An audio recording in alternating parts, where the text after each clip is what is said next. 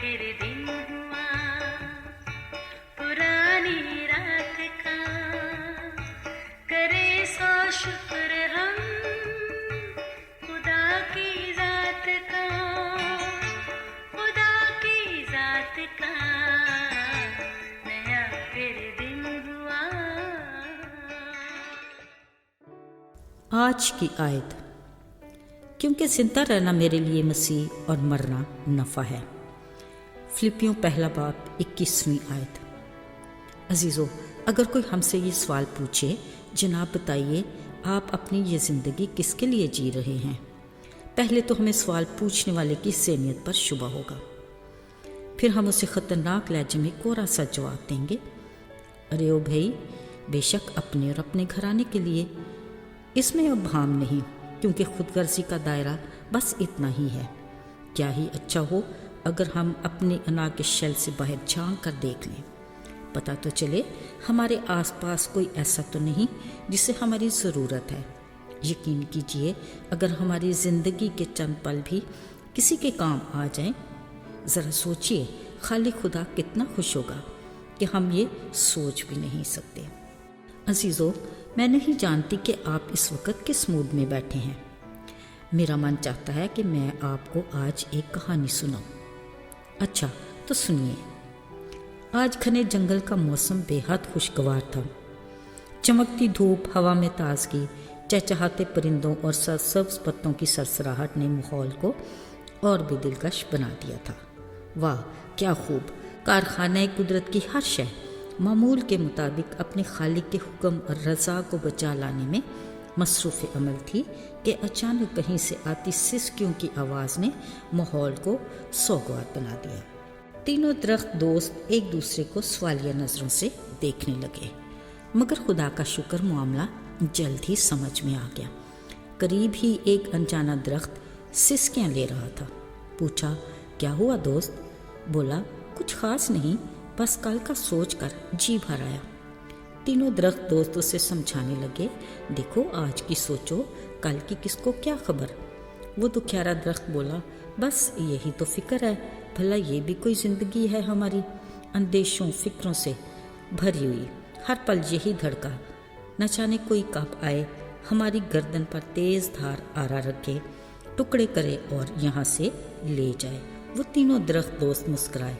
हाँ, कहते तो तुम ठीक हो, मगर तख्लीक करने वाले ने हमारे हाथ में कोई तो हिकमत रखी होगी। देखो, कायनात में बिना मकसद ज़मीन पर पड़ा पत्थर भी बेकार नहीं। अजीज़ों, ये सुनते ही दुखियारे दरख्त का एहसास जागा और उसे अपनी अहमियत का अंदाज़ा हुआ। बोला, हाँ दोस्तों, तुम ठीक कहते हो, मेरा बीज, जड़, तना, शाखें, पत्ते, फूल और फल, क्या कमी है मुझ में। उसने अपने गमगुसार साथियों का शुक्रिया अदा किया। मारे खुशी उसकी फैली शाखें हवा के दोष पर झूमने लगीं। अजीज़ों, वक्त का पहिया चलता रहा। इसी दौरान अक्सर औकात उस घने जंगल में कोई न कोई हंगामा होता रहता और कोई न कोई अपने साथी दरख्त से जुदा होता रहता। आज जैसे ही मशरक से सूरज का चेहरा नमदार हुआ, कुछ लोगों की बेहंगम आवाज़ों ने जंगल की खामोशी में हलचल मचा दी और देखते ही देखते बड़े बड़े तेज़ धार आरों के साथ उन तीनों दरख्तों में से एक की तरफ बढ़े। पहले तो वो घबरा गया, फिर सर झुकाकर बोला, आए खालिक, मेरे मन की तमन्ना है मेरा वजूद जिस भी रूप में ढले बेमिसाल बन जाऊं। अजीज़ों, उसने अपने दोनों साथियों को विदा कहा, फिर ले जाने वाले उसे ले गए।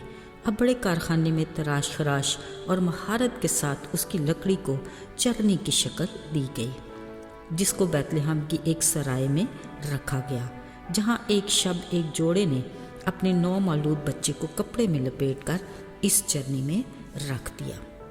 कुछ सालों बाद उसी घने जंगल में से दूसरे दोस्त दरख्त को भी काट लिया गया। उसके दिल की तमन्ना जब दुआ में बदली तो बोला, आए खालिक, मुझ ना चीज़ को भी कुछ ऐसा बना जो अपनी मिसाल आप बन जाऊं।